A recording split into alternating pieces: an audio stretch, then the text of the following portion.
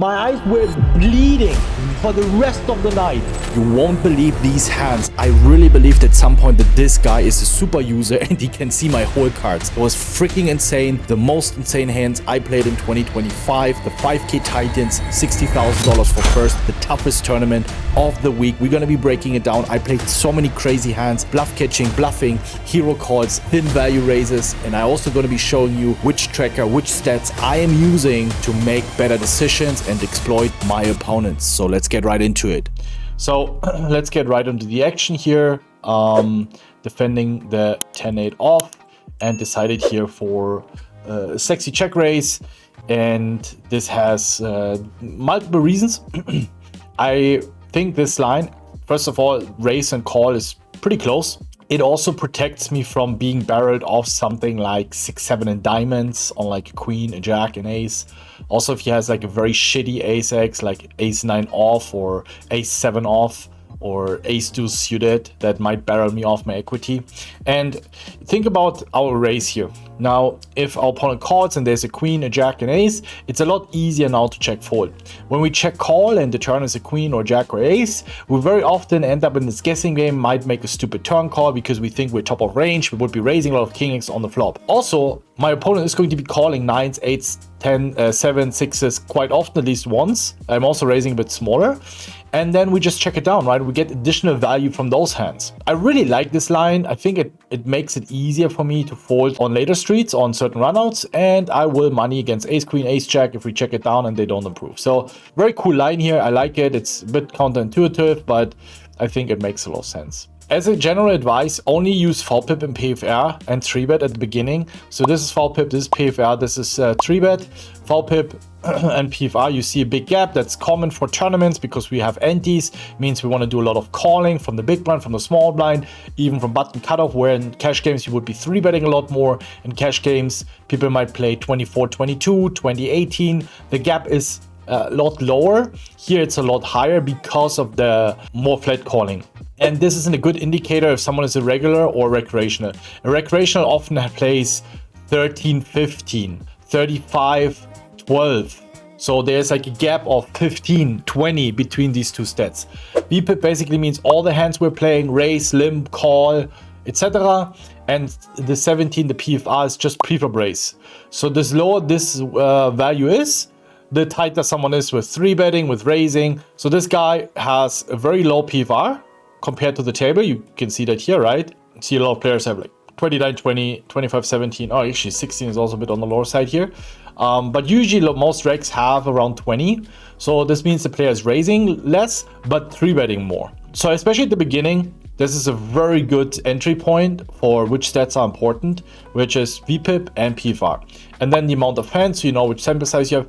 You see me having here on some players 7,000 hands. Why? Because I have not filtered for just the past year. So basically, these are all the hands I have on these guys for the past 5, 6, 7, 8 years that we're playing against each other. So this is stupid. I should filter it only for the last year. Then I might only have 900 or 800 hands on this guy. But at least the data is accurate, because here there's at least half of the hands are data from 5 years ago, where this guy might have played completely different. You see the 3-bet is very low, but by now he might already play more aggressive. Especially against some of the OGs that I play a lot against, Lena, Darwin. You know, I have like 10,000 hands on them, but half of the data is useless. 1/3, let's say another 25% is inaccurate. Yeah, that's very important, but these are also things I can show you. There's always a way where you can say, all right, I only want the stats for the last 12 months. This just as a quick crash course on which stats to use. Deciding to c-bet here. Turn is okay to second barrel. Get him off a 3, get him off pocket 5s. But we also have showdown value against queen 10s, queen 9s, 9-7s that would fold now, and a good river we can hero call. The river is a 6, the river is 5, 4, deuce, 6, even an 8, even a jack. So there are a lot of cards where we can bluff catch with this hand against all the busted draws. So I decided to check, and I also decided to check back. We have some showdown value against ace 9, ace 10s. I slightly prefer the bluff. I think it's just too often a 3 or 8. and we can just go 5 or 6 big blinds. I really encourage you just to take those spots and lean a bit more towards bluffing. On high stakes, I have to pay a little more attention. I mean, we're going to get to the road with ace deuce off, ace 5 off, ace 9, ace 7, random king 5s, king 7s, king 9s. Like, it's shit load of combos. We would also very often barrel queen 10, queen 9. Yeah, it's also okay to just sometimes give these up and not be completely out of line. Pocket 7s here, flat call. Also, you see here the next important stat. Again, I encourage you VALPE, PFR 3-bet. And then the next one is this here, the 46 or the 40, which is fold to 3-bet. And the higher this stat, the better. I think 40 to 45 is really good. And then some players have 60. That's way too much. Now, doesn't mean it's bad because, you know, on some stakes, people are not 3-betting enough and you actually want to have a high fold to 3-bet stat. And by the way, that's why you should be careful with these database coaches, because they can only teach you what you're supposed to do in theory, but what does not really work at the real tables, because they can't beat the games for themselves and just go through your database. Which, if you have someone who can teach you, all right, you have a high fold to 3-bet, but according to the data, according to the way people play, it's okay, keep it high. People are not 3-betting enough. Or he can find a leak and say, all right, according to theory, it's okay that you have a high river call frequency, but people are not bluffing enough, so fix that. You need to fold more. So this is the kind of level of coaching you need, always to distinguish between what is optimal in theory and what is optimal for the real poker tables. So here we flat 7s and we get 2 folds. Queen Jack, we call. Also here, right?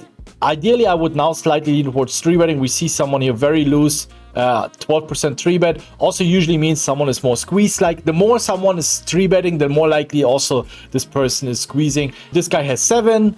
It's good to flat. If this guy has 12, it's better to squeeze. Like, these small things really add up to not call. And then this guy squeezes ace 5 off. We have to fold our hand. We check the queen again on the turn. We're 3-way. And then I decided to bet the river. Pretty straightforward, and we get it through. King 7. Also here, very interesting hand as far as I remember. A bit tricky, yeah. King 10-8. Both options fine. Bet or check. You can also go 4 big blinds. There are a lot of ace queens, ace jacks, queens jacks, ace 10, queen 10, 9-8 of spades that will check call. And since I bet small, we now have 2 options, check or bet. I slightly prefer betting. I think it's a good spot for early position when he sits on ace 10, ace and diamonds, ace jack, ace and diamonds, pocket queens with the queen and diamonds. A lot of these combos should check raise the turn or can check raise the turn. And I think most players just tend to call these combos. I also don't have a lot of hands on this guy. You see only 200. So I only played a few tournaments with him and decided to bet the turn before that reason. Also something like queen jack, jack 9, right? And calls again, and then river, we have to check. But we got thin value, which is really, really good on this turn.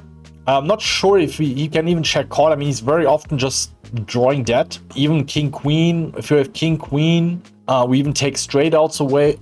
Yeah, it's probably call in theory, but I mean, I would have to barrel something like pocket 5s, 4s with 1 diamond.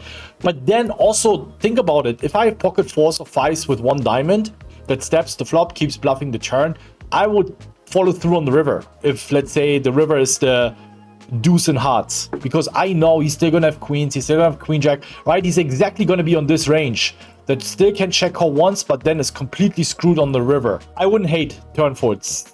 7-5 suited, so this guy 3-bets me. Again, a bit of an unknown, potentially recreational. It's definitely okay to fold this, but it's always more beneficial to call these hands against someone who might be potential recreational, because if you hit, you get paid out more often. So the EV that you lose pre-flop with some of these calls, this might not be a good call against a good reg, but I would definitely call 7-6 suited. We might make back against worse players. So here we float with a gut shot, turn. We can bet, we can check. It's also a spot where we can just take our free card with a gut shot. Maybe the 7 is live against ace kings, ace queens. Realize our equity, bluff the river. Both options are fine. I don't think it is such a huge deal here. Both EVs should be very identical. I decide to check and checks again. And yeah, we just bluff half pot. We don't have a lot of bluffs here, right? We're going to value bet now something like ace 10. Like if we have ace 10 and diamonds, we're definitely going to value bet. Also, if we have queens or jacks, it's a good check back on the turn. Don't think there's too many 10x 3-betting from the big blind. So what are we really value betting against? We protect against ace king, ace queen. Okay, fair enough. But again, it's both. We're gonna have some queens and some jacks in our check back line, and some are betting. Totally fine. We're gonna have something like all the king x with the backdoor flush draw, like king queen, king jack, and diamonds, hearts, and spades. Some occasional slow played full houses. So bluffs, it's really like 7-5 and maybe like ace-8 in diamonds, ace-7 of hearts, something like this.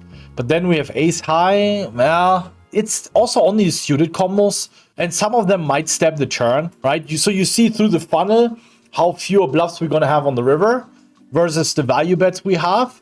And it's not we have an insane amount, but we do have queens, jacks. We have at least 7-8 combos of suited king x that floated the flop. So king, queen, king, jack. I think half pot is fine. And this is what I mean. This is, in my opinion, really bad. Yes, you get the occasional bluff from 7-5 or ace-7 in diamonds. But if we have queens, if we have jacks, I mean, if he bets, I call anyway. So this is indifferent. It doesn't matter. If I have ace-10, he bets, I call. If he checks, I bet. It's equalized. Doesn't matter. But what matters is my ace-9, my 9-8, my jack-9, my pocket 8s, my pocket 7s. I sometimes have to bluff catch those, which will all check back, and he loses value every single time. And maybe I have a bad day. I mean, 10-8 suited is also thin as a value bet, which will always call. And maybe I have a day where I shit my pants and I'm scared and I'm tight as fuck and I'm checking back jacks. It's a catastrophe here if it goes check against jacks, against the 10. Really, really terrible check in my opinion. Anyway, same player 3-bets us, we 4-bet. Think it's okay here. Low jack versus button, ace king, we want to 4-bet for value, and if the money goes in, the money goes in. Ace jack, we raise, call. This hand, a terrible board for us. Not the best board for him either. He's not gonna have 4-5 off or 4-3 off or 6-7 off that he might have if he's in the big blind and calls against the middle position raise. So this is actually slightly better to play this board as the big blind raiser versus the limp call from the small blind. So in hindsight, I actually really like just betting pot and making him fold a queen 3 suited, because it's just absolutely disgusting. Bet pot big once and be done with the hand. I find this a pretty cool strategy against the way people play. I know what most of you GTO warriors gonna do. You're gonna look it up in your sim now and you say, but big sizing is not a thing. Yeah, well, an empty wallet is also not a thing, and you should try to play how people play in the real world. The way people usually limp call, it's gonna be very connected heavy around the 10-9, jack 10, jack 9, etc. We're gonna have something like 6 deuce off, right? Or 6 deuce suited. We're gonna be raising that trash from the big blind that he's never gonna have. We're deep. We can have 6-7 suited, or we should be raising 6-7 suited here every single time pre-flop. We have all the overpairs. We have some random 5-3 off, 4-3 off that we're raising as well. So we have more nutted hands here, actually, to be honest. I don't hate it betting big here, but I decided to check. And now we get this turn. I decided to check again. Don't see 2 streets of value. I think it's only 1 street of value. We're just going to be chopping, and he's not going to have 2 pairs. I would prefer betting the turn, though, because he's going to have pocket 4s, pocket 3s that will always check call, but might check for the river. So this is not a good check. The bet should happen on the turn. Bit of a fancy play syndrome. Definitely a mistake. And now he does this on the river. 20 big blinds into pot of 8 big blinds. Holy smokes. So decided to fold. I think it's just greed. Also, what really helps in those spots is a bit to look into the post-flop behavior.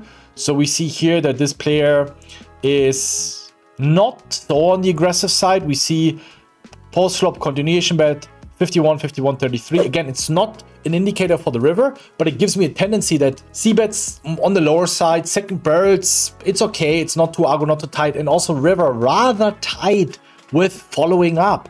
This is definitely not enough bluffing. So when this guy suddenly overbets the river, I just comfortably fold. Probably just going to be river flush. It's probably just going to be 6 that is greedy and thinks, oh, Ben is never going to fold an ace here. Well, yes, I do. I'm not saying I wouldn't make crazy folds, but it gives me a tendency that this player tends to not follow up with big bluffs, because otherwise your river stat wouldn't be 33% only. So that helps to make decisions. But again, also now throughout the next couple of weeks and months, especially, gonna do more stat-based analysis to also help you develop a better feeling for these spots. Yeah, this guy goes all in with his ginormous stack. Tough decision here, but I decided to invest the 2.5 big blinds. And yeah, he wins. Okay, ace 3, good spot to squeeze, honestly, but I decided just to call. And yeah, we just check fold. Ace queen, we raise, we take it down. Also, we really like here in Hand2Note is you see it deactivates all the other HUDs that are not in play, which keeps everything clean. Also, when you play, if there's a hand and players fold, the HUD is going invisible. All right, so we call from the big blind, and yeah, which is easy fold. If you pay attention to our multi-way trainer in paired, that like these spots become so easy. This is just not even close. Like against a bet and a call, you start overfolding like crazy. Unless maybe you have queen jack off with the jack and diamonds, where it's also a hand we can do some funky bluffs on the river. But if you have a fish in the hand, just fold. Like what do you want to do here? Yeah, we just fold this hand, and he's either on a strong draw or a strong hand. So yeah, just not putting in more money into the pot. I've seen a lot of you guys, oh, we got a good second pair, we have to call at least once. No, if you followed my study streams where we trained with a multi-way trainer, where we went through these spots, different positions, different stacks, different sizings, different action, bet, call, us, last to act, you start folding like crazy. I wouldn't be surprised if actually in this spot we start folding something like king 7. We have seen spots where we start folding top pairs. Yeah, some funky stuff for sure. We 3-bet the aces, no action. Queen 9, we call. Yeah, bet here. A min raise. To me, that screams, I have showdown value, I want to freeze the action. I have a lot of flushes, I have a lot of value hands. I want to re-raise it, and I think this is a good hand to do it. This screams like, to me, jack 9 in clubs, something pot controlled. Maybe I say my bluff. Pocket deuces, but also pocket deuces would very often just c-bet. So I decided to re-raise. I think this is a mistake. I mean, the thing is, it's a mistake in theory, but I think because he checks back, so he's capped, he's not gonna have all the flushes I have, and now you raise into range that is strong as fuck, as all the 2-pair sets, flushes. What are you doing here, my friend? But this is very often where now people only continue with value. It works. It's a powerful technique against bad players because they're not punishing it, and you get away with it. It works fantastically. Or bad rags that now if they re-raise, they just always have it, and you can fold your king jack or your king 10, whatever. But against good opponents, you don't want to do it. You're just getting pushed off your equity, and you blow a pot that you don't want to blow. So yeah, you just min raises and folds. I would have jammed the river, but ace 9, yeah, just min betting here. Very powerful strategy. We take it down, king jack suited.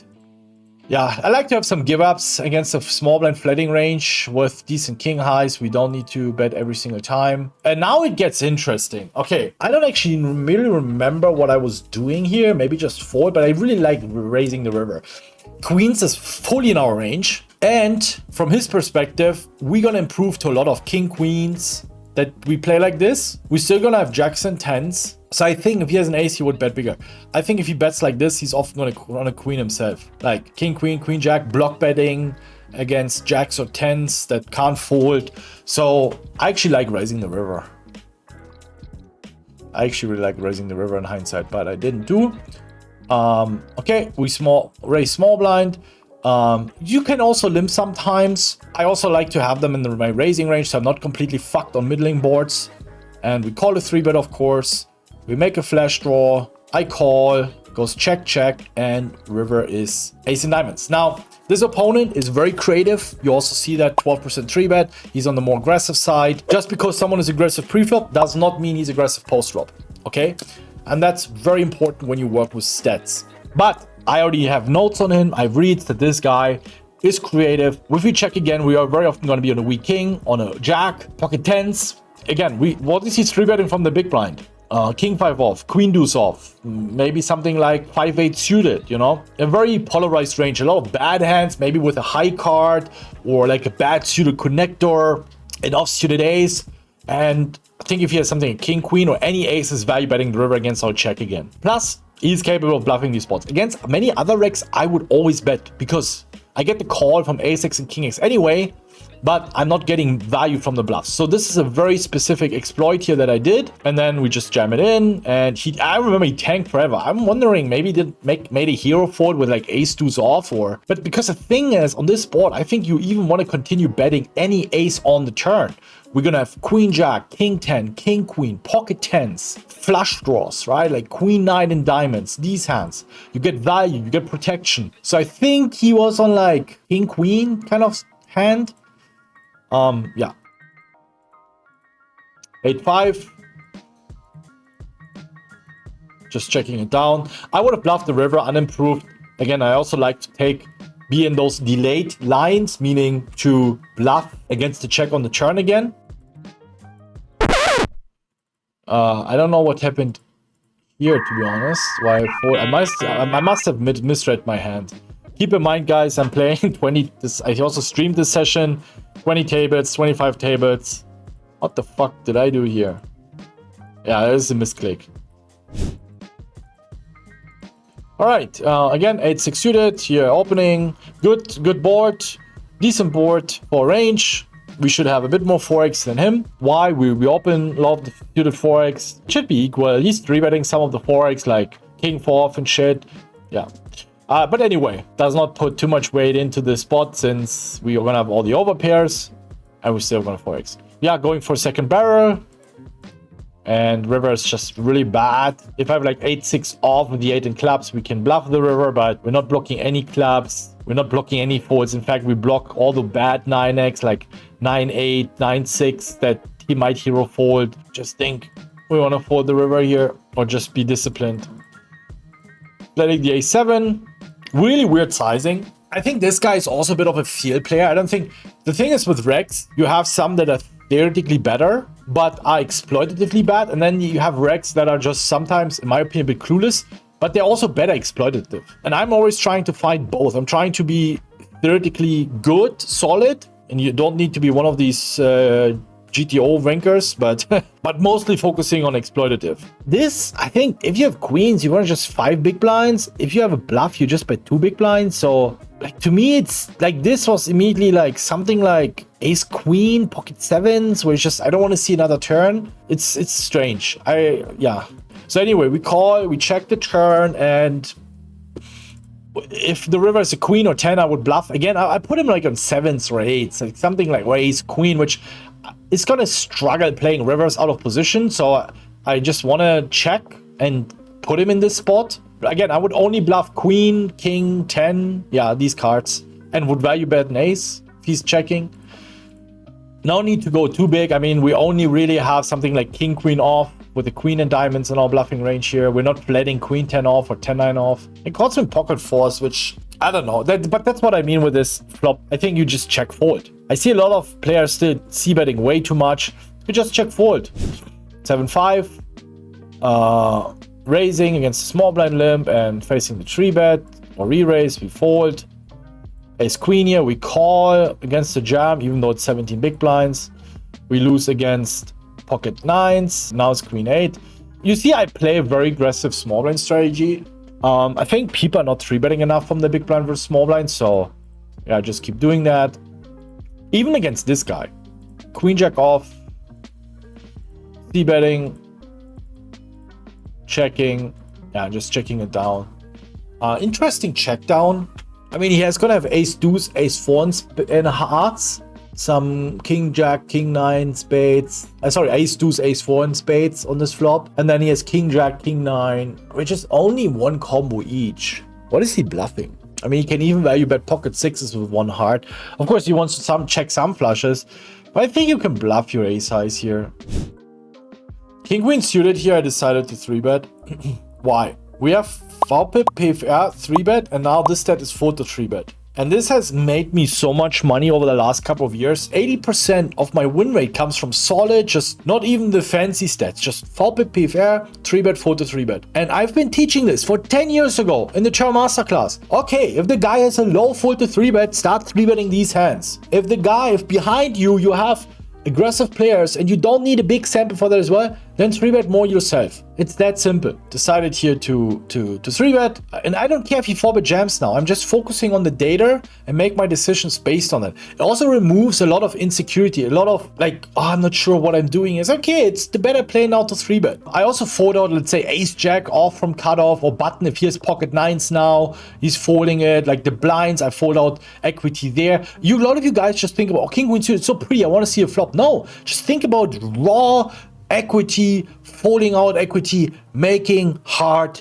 cash, and not your fucking solver score. This is what matters in poker.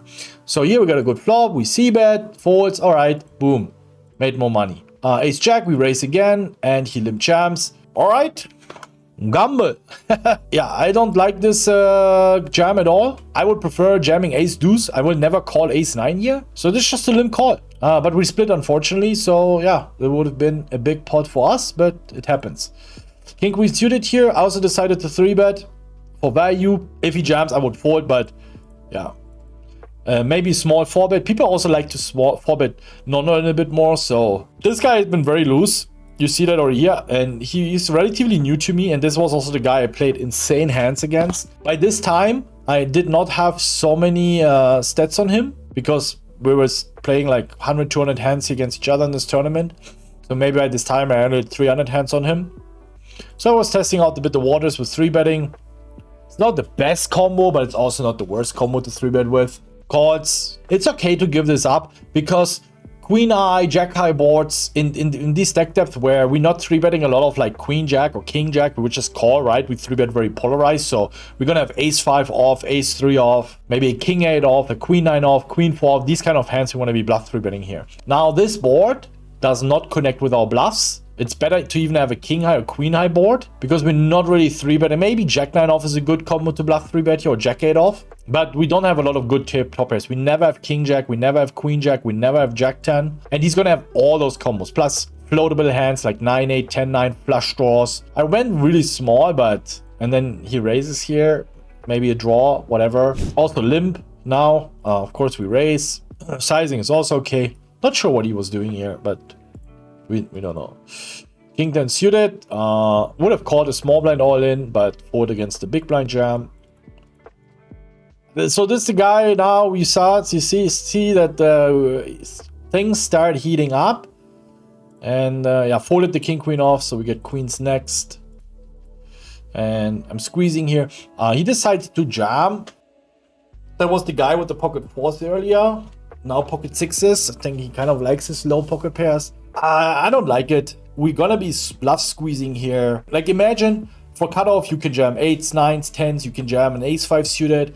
You can jam king queen, king jack suited. All better, because our bluff's gonna be off suited aces. And he also blocks a lot of my bluffs. Like my random bluffs are gonna be ace 6 off, ace 4 off, ace 4 off, ace 3 off. So I don't really like having a low pocket pair here. Start shoving 7s or 8s, but really stay away from these pocket pairs. If you think someone is bluffing, just don't take the worst possible combos. And also the thing is, with this decks, I would often just jam ace king off now, ace queen. So you're not even often having this situation where it's going to be 6s against ace king. And this is how you want to think things through. You don't need a solver for that. Try to think a little bit, what are people doing these days? Like, what is a common strategy?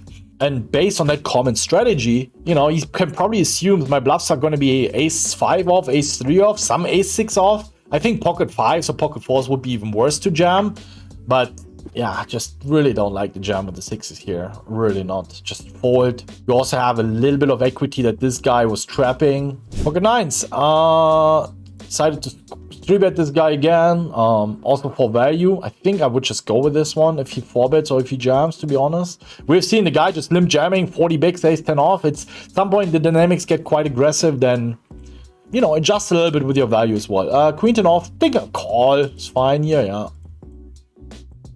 No, just... Yeah, this guy was a recreation as well. I already had to read that sizings were... Don't see it like this on the stats. But you see it on the sizings, right? Would definitely bluff the river. I was like, whatever river. And now there's only one thing. You either bet 7 big blinds or you jam. Anything in the middle makes no sense. Maybe he had ace 5 in spades, or like 6 5 in spades, or 4 5 suited in spades. You never know what ranges they play. Maybe a queen 9 and now you bet 6 big blinds, 7 big blinds, he jams. Or you jam yourself in case he has a random slow play. He can have jack 9, bets again. Okay, I call a raise once, maybe king 9, right? There's some 2 pairs now that get there that will never fold. So it's either jam or 7 big blinds. Against a complete unknown recreational, I just like jam. If I know this play a little bit and I know that he's at least capable of bluffing and being a maniac, then I would bet 7 big blinds. But here, just decided to jam. Same player trying now. I will limp a lot more and play more exploitative. You see that here again, right? Just this like very weak sizings. Very reliable read in these lineups. Open ender, we see bet. 4-5 suited here. Again, recreational. Honestly, I think this guy, he's even winning on stars, but he played so weird. I don't know if it was really just against me. I was streaming. I have to factor this in, but he did really some weird stuff. Pretty good board. Also here, like a big bet, a lot. Dream turn. And yeah, just decided to raise small.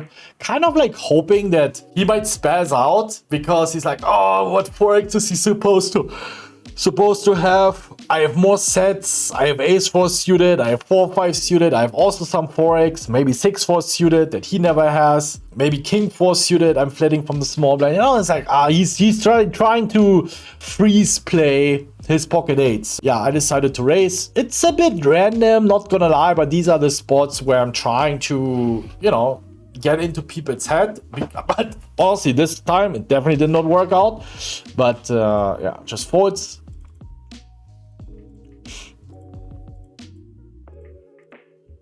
Also, not a bad spot to squeeze pre. Now we're a bit deeper. Now we want to be more suited heavy, right? If I have again 30 big blinds, offsuited aces. If I now am effective around 50 big blinds with cutoff and 90 big blinds with a button, I want to be having hands that can also be strong. Yeah, we just check fold the turn, even though we have a gut shot. We have so many 7-8s, flush draws, 9-8s, overcard. Yeah, it's not terrible, but I just prefer the check and check through and then play the river. Jacks here, we call a jam. Unfortunately, hits his ace. Ace 9. Bet, call, turn. Yeah, we call. We could raise. Think about it, okay?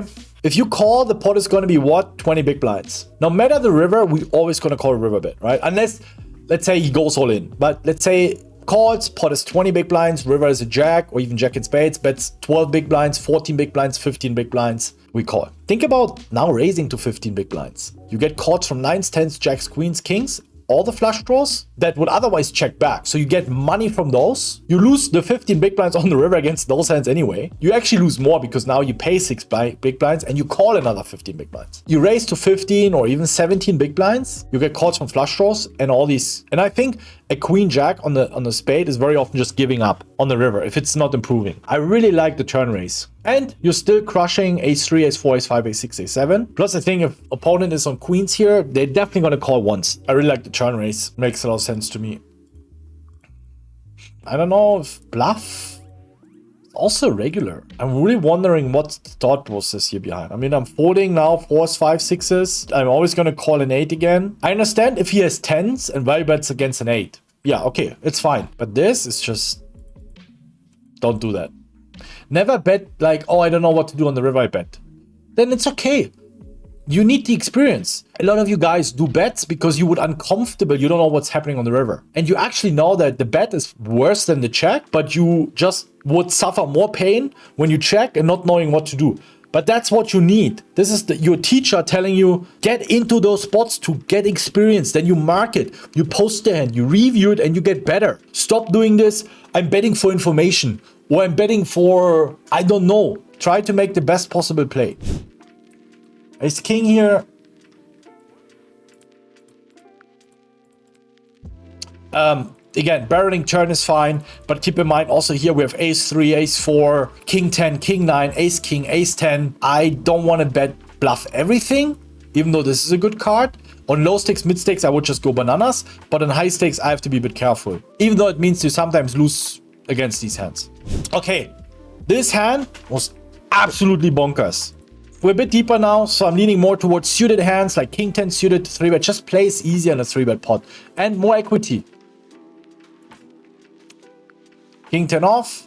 And also here's the thing, because I understand that some people say, but Ben, shouldn't we be playing the lines that we feel more comfortable with? If they're plus EV, if you have two lines where BVs are same, okay, take the one that you're more comfortable with. Shouldn't make a big difference. Doesn't mean you should never look into the other line and maybe explore options. But some of you choose the clearly worse option, like betting sevens on ace-8 deuce to sacrifice EV because you don't know what to do when you check back. These are the lines you want to pay attention to, and I encourage you to put yourself in the more uncomfortable spots to get the practice, to get the experience, and to get the reps. King, queen. All right, let's get into it here. So we check it through, and I decided to check again. Expected lots of draws, lots of betting, and I really want to pump it up. I really want to build a big pot here now in the check back note from these players, especially versus cutoff. Big blind now bets 5 big blinds, we check call. If he bets 3 big blinds, we check raise. This guy now, half pot, weak. I already know we have the best hand. I'm going 12 big blinds, 4x raise, almost 4x raise. He calls. Okay, good. Good turn. Good river. And he bets pot now. What does he have? Again, he calls a check raise on the turn, me raising into 2 people. What value hands would you give him? Before I continue and show you the hand, let me announce an exciting partnership with Hand2Note, the tool that I'm using now for more than 6 years. I switched the tracker to Hand2Note. Ever since I stuck with it, made me millions. Me and many other pros are using it. You have already seen some features here that I'm showing you, specific HUDs and pop-ups depending on the stakes for beginners, intermediates, pros. We also have an exclusive Discord channel. If you have questions, problems, check it out. And if you want to sign up with Hand2Note, 10% off. Now we're official partner with Hand2Note, partnership that makes a lot of sense, of course. And also it's very beginner friendly. It's not just for pros. It's very clean. It's very simple. You can start right away and benefit from it. It doesn't require days of getting into it and setting it up. So check it out. And now let's continue with the action.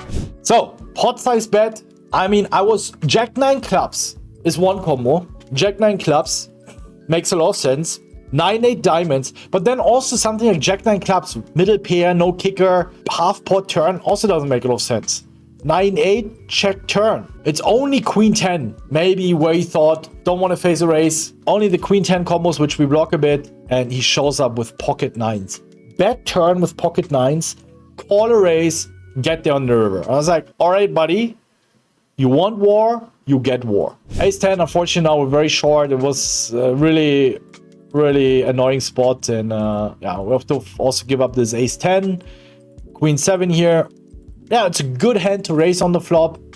We're getting it in. We got him almost dead. You love to see it with the 8-9, but yeah, just a cooler from both sides. So we recover a little bit. King 4 here, decided to c-bet. Pretty standard. Ace Queen, getting it in against this stack. It's not always great, but it's fine. We get lucky on the river. By this time, seeing the Ace King, I was like, I lost the Ace 10 all in. I lost the Jacks all in against Ace 9. This motherfucker destroys me with pocket 9s. And now running with Ace Queen into Ace King. This is where you just have to keep cool, okay? Even if we lose this one, we still got 15 big blinds, okay? We keep grinding. We're not giving up. Luckily, we got lucky. Ace Jack. Here, yeah, just giving up. Not much we can do. And now comes the hand. And I would even say that's the craziest hand I played in 2025. I couldn't believe my eyes. My eyes were bleeding for the rest of the night. So we defend. Good flop. Like, we can work with this. Checks back. And my goal was now to check raise, because I think a lot of pocket 8s, pocket 7s will now go for value against the 5 or 4. Some ace highs might start steady. Bingo! His ace high heavy range. It's like, we go for a check raise now. He checks back ace 9.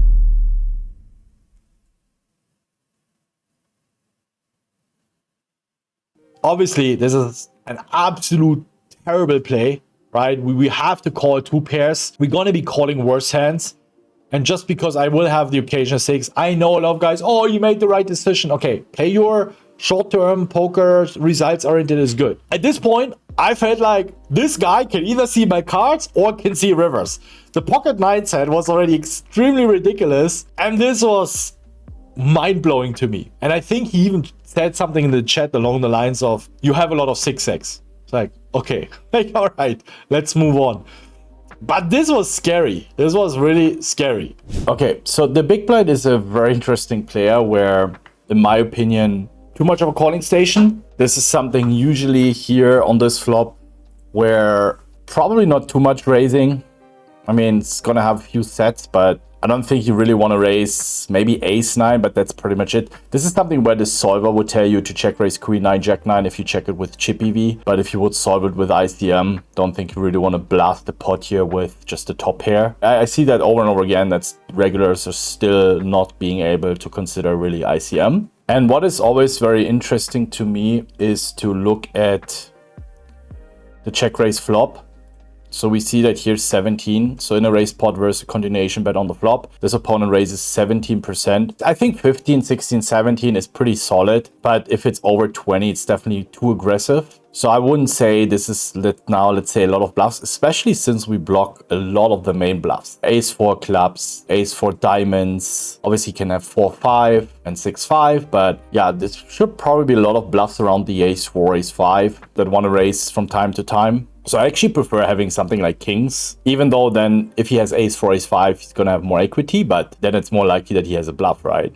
So we call, and now it's really interesting where he checks. I think it's very often 6-5, 6-4, very often 4-5, but it's also a turn where I don't think he wants to check a lot of value. Why? Because we're going to be checking back a lot of hands, right? If we have tens, if we have maybe queen-9, we would always call a bet. Now he can still have sets, 2 pairs straight, so we want to be a bit careful. I mean, he can still have strong hands in his checking range, don't get me wrong, but our hand wouldn't be good enough now to bet turn and go all in. So we have to check it one street, but we're gonna have hands where we have to call down 3 streets. And now if he has value, he's missing a street and he can't stack us. But aces are good enough still to put money in the pot here. He calls, and river is interesting. Now it gets, I mean, the thing is, we are close to the final table, maybe 11 left, 12 left, 6 or 7 are paid, 5k titans, it doesn't have that many runners. So there's big ICM. Against some opponents, I would check this back.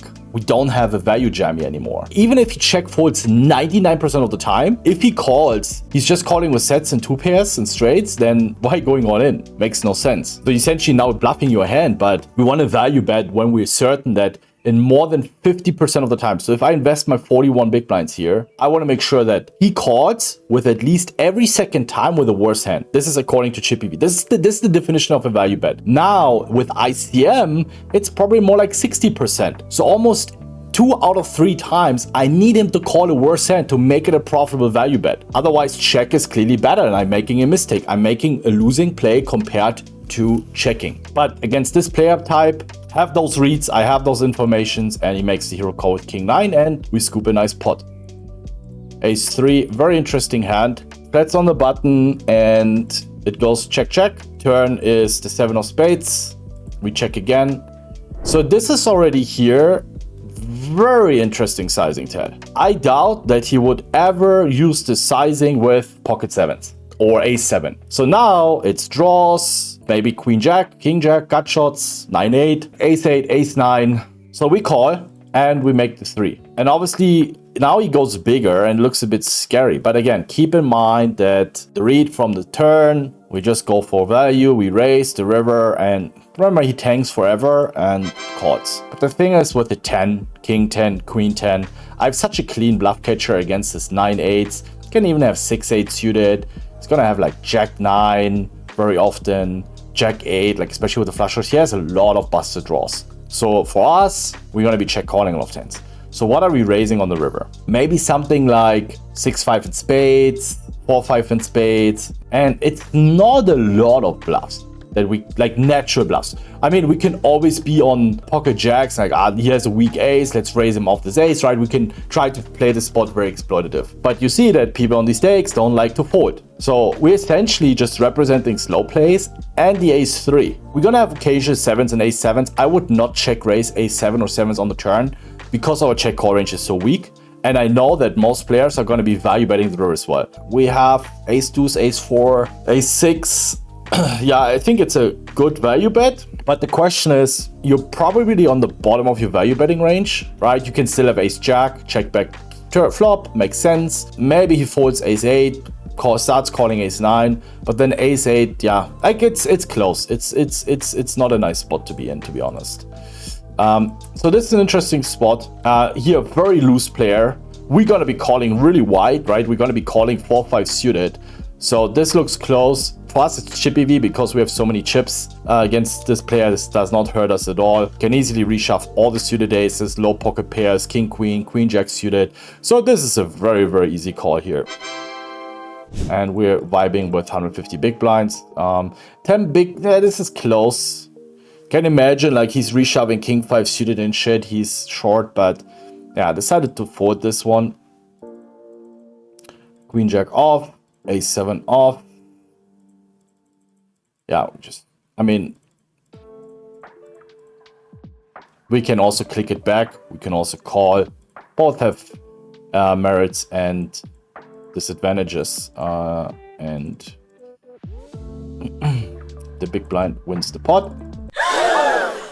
Button, also a relatively loose player in these spots. I don't give a fuck what the solver tells me. Again, if you look at the solver, shove and call is going to be quite identical. But here, if I believe someone is raising 1 or 2% too much, this jam is so much better. So another gun here, decent reg, opens, c-bets this flop, 2 overcards, ace high, we call, check, check, turn. And river is interesting. I'm not sure if I like this river check. You block some... I mean, the question with this suits is probably fine. I mean, he probably bluffs queen 10, 10, 9. He should, right? Blocking my jack 10s, jack 9 suited, pocket 10s that will hero call, that will check back the turn. So, yeah, it's actually a good check on the river. It's a good give up. I think otherwise you would be bluffing too much. You're not having ton of value when you check the turn. Like, if you have queens, kings, you just want to go bet, force me to put a lot of money with ace jack, king jack, queen jack. Small blind calls here. Decent flop. C-bet. Terrible turn. It's probably the worst turn in the deck. Maybe the 9 in spades would even be worse. Queen in spades would be good. We make a pair against his 9s, 10s, etc. But yeah, we just want to have a spade now continuing. We also block something like ace jack, ace queen diamonds that we might want to fold out that might bluff us on the river. So yeah. Yeah, I'm not even bluffing here. We have so many better hands, like just a random queen jack in hearts, jack 10 in hearts, like something like this. So we would have not won the pot. All right, this is our special candidate from earlier with the incredible river reads and incredible whole card reads. And we get this flop. C-bet. I think it's a really good board for range. We have a lot of 9x and decided to raise. I think people c-bet this spot way too much in these kind of spots. Don't think you want to c-bet everything here. Now, since he calls, yeah, just giving up. We also have queen jacks, queen 10s, right, that we check now. And if he was floating with something like ace 10 in spades, I expect him to check back and we can still bluff the river, right? Goes check, check. This is the plan. But, you know, this guy is just like, I don't care.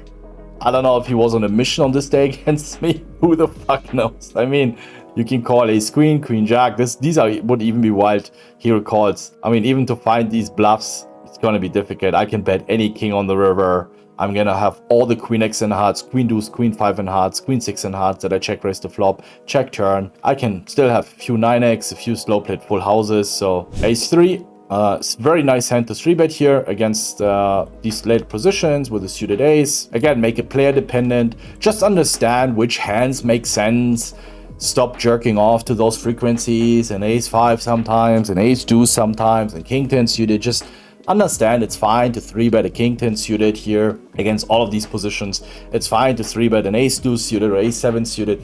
At the end of the day, does it make sense against this opponent? You'll be surprised how loose they have to open to justify those 3-bets. If they don't open raise enough, then I just would not 3-bet, period. Pocket 9s, we're pretty deep, 50 big blinds effectively, so just call. By the way, I saw his hand on stream. We keep betting the turn. He had ace 9 on the flop. If he has ace 9 in spades, but I think he had ace 9 offsuited. I think ace 9 offsuited only if you have the ace in clubs or ace 9 in spades, then it's fine. Everything else, like, I think ace 9 is just a fold here. He already, even in chip EV, you fold a lot of these middle pairs. If it's 3-way with the player behind. Yeah, we take it on the river. Then 8 here. I think this was also recreational. Obviously, we call once with the flush draw. And then he does this. And he had pocket jacks with the jack in clubs. I mean, I wouldn't even call 10x in clubs. You're essentially now just putting money into the pot with 0 EV. 0. There's no chance of winning chips because we're never going to call worse if you do it with this hand, right? You might say, oh, do it with bluff, but then we're going to have the ace in clubs often enough, right? So you lose money with your bluffs. I'm not saying here that this is a bad sizing. This is better to bluff with this sizing than, let's say, to bet pocket jacks with a club. Because we're never going to call worse. And you're just going to get caught by better. Or you're going to be raised by better. If you bluff this sizing, you can also go 8, 9, 10 big blinds. Because now you can also value bet the jack X in clubs. Or even if you go 7 big blinds, 6 big blinds, you can also value bet 10x in clubs against our 8 high flushes, 9 high flushes. Where we just get such a good price. So you see now with the sizings, you make it more difficult for us. This is just an easy fold. Okay, pocket 9s here. Want to bet big here. Bad board for range, but we're going to have some hands that we want to bet big here. Small blind calls and big blind raises. Obviously, we call once, especially against the sizing. What are the bluffs? 4, 5, 3, 5. I'm feel very confident that on a 6, 8, 3, 6, 8 can fold. Don't think people raise too many flush draws because we're going to have some jams here, right? And if you have 9, 8 in clubs, you don't really want to raise fold your equity. A straight draw is always less equity, so yeah. Now he keeps betting on the turn. It gives me a good price, but yeah, just stick with my plan. And he actually had 6-5. You can see it on YouTube. So was very happy about this fold.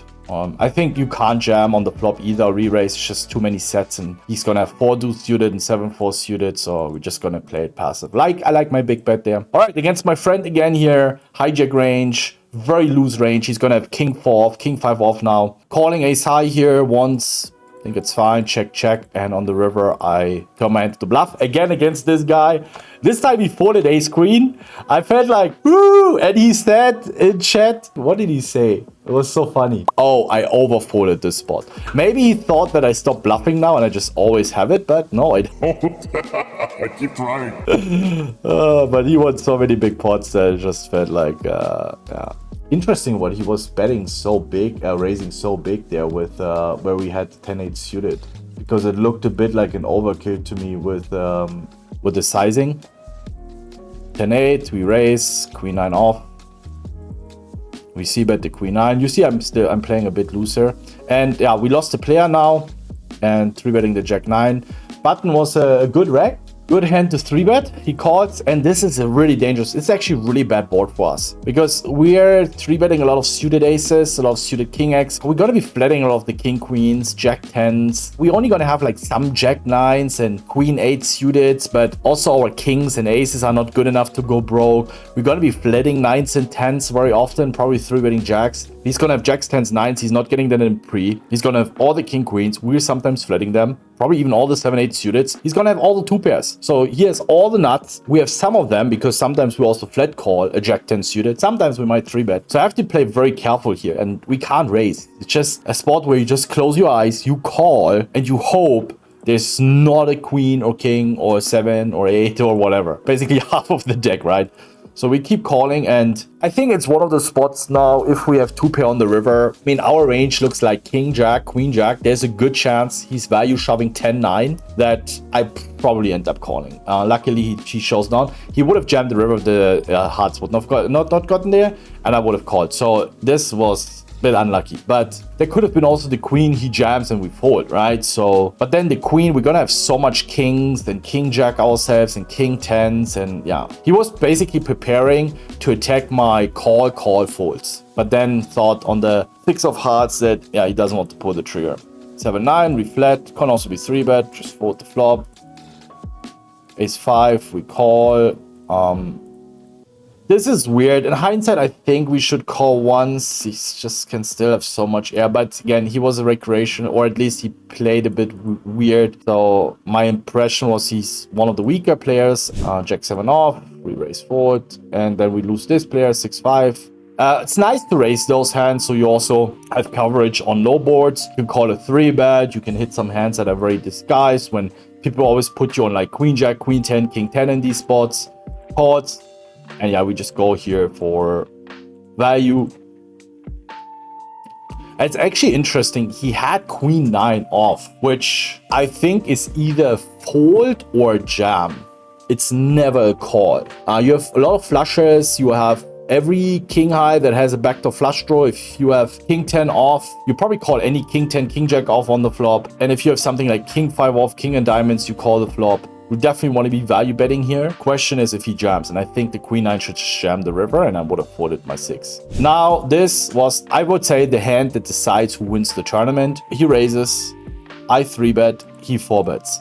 Now, the sizing, timing, I feel very confident he does not have it. So obviously, what are going to be his hands? It's going to be offsuited aces that we have crushed. An ace 5 off, an ace 10 off, whatever. So I have options to jam. All of them are profitable, I think. Even the pretty deep, we have a premium hand. Every option has benefits and downsides. Option 1, jam. You pick up those 30 big blinds. You move on, but you're not really winning a gigantic pot. He's never going to do it with jacks. If he does it, he's basically saying he has kings, aces, ace, king, and that's pretty much it. We can never really win more here, unless then we all in, but that's not really what we want to see. Clicking it back makes sense. You might induce his bluffs now to click. We can click to 35 big blinds. His bluffs might click it to 40 whatever blinds. We jam it in. I like this option as well. But again, player, I didn't really know if he's capable of 5-bet bluffing. Again, some regs, I would definitely do it. But honestly, still, my preferred option is to call. Play post-flop, let him hit some middle pairs. He's going to fire another bluff bet. And sometimes those players will get there, right? So here, the downside is that those players get there. But also keep in mind, the downside of just jamming queens and trying to end the end, that you might lose against kings, which I'm not going to lose my entire stack here on many different runouts. And I'm going to be left with 50, 60 big blinds. And I'm playing against what I would say 2 recreational players. I know that this guy had some huge scores, but the way he played, I don't know. This is what I'm judging someone on how he plays, because you can win 1 or 2 big tournaments and be up and still be a losing player. I gave myself a pretty good edge. So yeah, I know it sounds arrogant, whatever, but that's the game. We're looking for edges. Pretty okay flop. He bets again, we call, and then he jams the river. And tanked for long. At first, I was like, yeah, I can't fold it. But then reminded myself, hey man, you still got 60 big blinds. You can still turn it around, folded it, and he had ace 10 off with the ace in diamonds. Just unfortunate, nothing we can do. We move on here. Ace 9, raising. Good board for us, but still very dynamic board, so we want to bet big. Oh, he had king jack. I don't think he can fold king jack here against one big bet. I mean, we're going to have 10-3 in diamonds, or like 10-5 off, or jack 8 off, you know, with like some backdoors, just folding out some random ace highs that have no backdoor. But if you have 2 good overcards, yeah, I think at least king, queen, king, jack calls once. But through in the king, jack, we're trying to grind it back. Aces, 3-betting, c-betting, just going for value here. No point in checking, everything pretty sad. And then this hand was also pretty rough. It's good to check these back sometimes, right? We're going to have lots of give-ups. Now betting the turn for value, and we definitely want to bet the river for value. What is he going to play like this? 3x in hearts and something like ace 3, king 3 in hearts, jack 3 or 4-3 in hearts. I mean, he probably has a lot of them. And then he's going to have a ton of like 7-6, 8-6, 8-5, 7-5, pretty much any 8, any 7. Even still something like ace 6, ace 10, maybe even king 10. King 6, king jack that has like showdown value. So that's a ton of combos, because with the suited 3, it's only 1 combo per card. So ace 3 in hearts, 1 combo. King, queen, jack, 10, 8, 6, 5, 4. So it's like only 10 value combos. 8-6 off or 7-6 off, 10-7 off or suited. This is already over 30 combos, just to give you an idea. And obviously I'm aware of this. So I know he has 10 value combos, and he has probably, now considering all the other hands, 60 potential bluff combos. And I only need to be right every 3rd time. Again, but this is the question. This is what I want you to learn. This is something I am also still learning. In these spots, they're very difficult. And you only want to bluff catch. If I go through the board, the action, the way the hand plays out, and I'm like, naturally, unless he has a brain fart, natural bluffs can only have 5 combos, but he definitely has 15 value combos. Easy fold. A lot of you guys know, well, he can't have a lot of bluffs, he can have a lot of value, but I'm top of my range, and you still call. That's next level idiocracy. But these are the guys that just want to have a good solver score. They don't care about the big wallet. Everyone's own decision. Now, in this spot, that's the first question that we want to ask ourselves when it comes to bluff catching. How many natural bluffs can he have and how much value? So 60 natural bluffs, around 60, 50, 75, whatever, just to give you the reach. That's totally enough. You don't need to hit the right number, but it's all apparent that there's a shitload of hands he can turn into bluff, because in this line, he knows his 7-6, his ace-10 is not good anymore. Pocket sixes, maybe even pocket fives, calls ones, gut shot, pair, well, ace-high flush draws. If he has ace-5, you check call the turn, doesn't make sense to start bluffing. The next question you need to ask yourself, is this guy capable of doing it, right? If you know this guy is a nit, yeah, he has 60 bluffs, but if he's only bluffing them